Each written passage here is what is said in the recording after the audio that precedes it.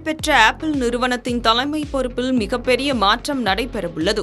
கடந்த 15 ஆண்டுகளாக ஆப்பிள் நிறுவனத்தை வெற்றிகரமாக வழிநடத்தி வந்த அதன் தலைமை செயல் அதிகாரி டிம் குக் தனது பொறுப்பிலிருந்து விலகுவதாக அதிகாரப்பூர்வமாக அறிவித்துள்ளார். ஆப்பிள் நிறுவனத்தின் நிறுவனர் ஸ்டீவ் ஜாப்ஸிற்கு பிறகு 2011ஆம் ஆண்டு முதல் நிறுவனத்தின் சிஇஓவாக டிம் குக் பொறுப்பேற்றார்.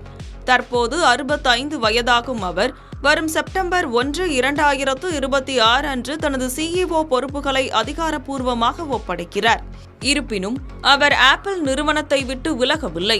கலிபோர்னியாவின் குபர்டினோவில் உள்ள ஆப்பிள் நிறுவனத்தின் நிர்வாக தலைவராக அவர் தொடர்ந்து பணியாற்றுவார். டிம் குக் தனது பிரியாவிடை அறிக்கையில், ஆப்பிள் நிறுவனத்தின் தலைமை செயல் அதிகாரியாக பணியாற்றியது என் வாழ்வின் மிகப்பெரிய பாக்கியம். நான் ஆப்பிளை முழுமனதோடு நேசிக்கிறேன்.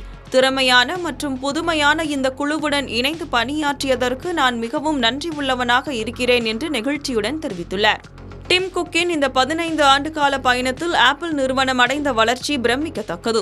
2011ஆம் ஆண்டில் $350 பில்லியன் இருந்த நிறுவனத்தின் சந்தை மதிப்பு குக் தலைமையில் உயர்ந்து 2022ஆம் ஆண்டில் $4 டிரில்லியன் என்ற பிரம்மாண்ட இலக்கை எட்டியது. மேலும் $3.6 டிரில்லியன் மதிப்பையும் அவர் கடந்துள்ளார். Apple watch, Apple music, Apple TV plus, AirPods மற்றும் சமீபத்திய விஷன் ப்ரோ ஹெட்செட் போன்ற பல சாதனங்களை அவர் அறிமுகப்படுத்தியுள்ளார்.